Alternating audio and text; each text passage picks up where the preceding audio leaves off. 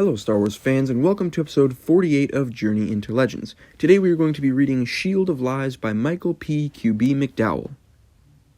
Shield of Lies was released in 1996, and it is the second book in the Black Fleet Crisis trilogy. I'm excited to get into this book. The first book was a pleasant surprise, and I'm excited to see where these plotlines will go, but without further ado, let's read and review.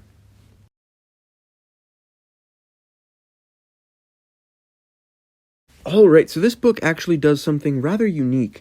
Instead of jumping back and forth between the different plotlines like most Star Wars books do, Michael P. QB McDowell instead made the fairly unorthodox decision to basically split the storylines into 3 individual chunks, which was a really weird decision, and because the plotlines vary in quality and intrigue, some parts of this book, one part specifically, really dragged on and made this fairly short book a slog to get through.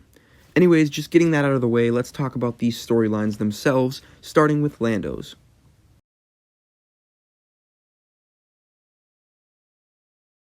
Alright, so continuing from where the last book left off with Lando, Lobot, and the droids stuck on the hyperspace-bound Vagabond, this book follows them through their exploration of the ship, and again, just like last book, this plotline felt really disconnected and unnecessary to the overall book, but I can't deny that it was a lot of fun.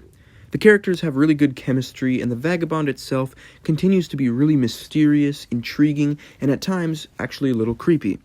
Anyways, we leave off at the end of this plotline as the Vagabond makes quick work of an Imperial patrol ship, and once again escapes into hyperspace. We also have Colonel Pakpakat taking the search for the Vagabond into his own hands after his task force is ordered off the case. And then finally, we have Admiral Drayson himself getting involved by investigating the Quella homeworld, looking for information about the race that constructed the Vagabond. Again, this plotline has nothing to do with the rest of the trilogy, but I'm really enjoying it despite that, and I'm excited to see how it'll end in the next book.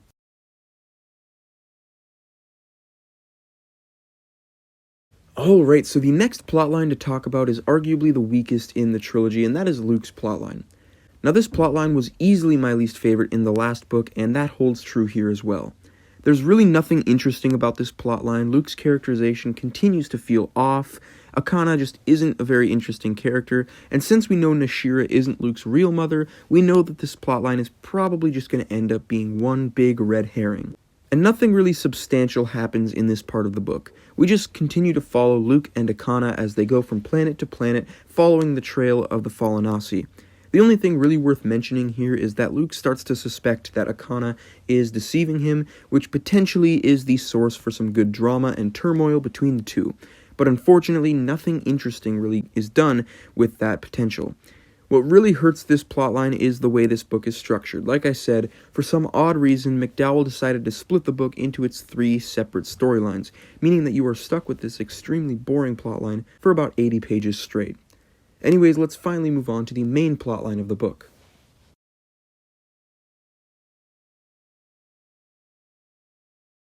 Alright, so finally we have reached the main plotline of this book, and unfortunately, as much as I really enjoyed this storyline in the first book, I actually found it to be rather uneventful and boring this time around.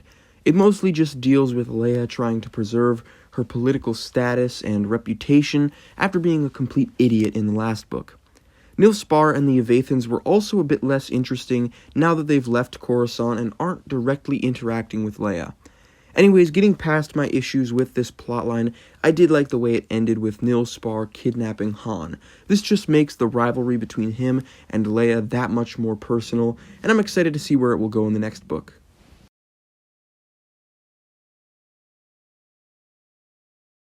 Alright, so overall, I think this book was definitely weaker than the first one. The weird structure and the lack of memorable moments made this book feel very uneventful. Not even Leia's plotline was enough to save this one for me.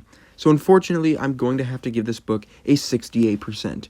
Anyways, thank you all for watching. Don't forget to like, comment, share, and subscribe, and stay tuned for my next review where I'll be finishing the Black Fleet Crisis with the 3rd and final book, Tyrant's Test.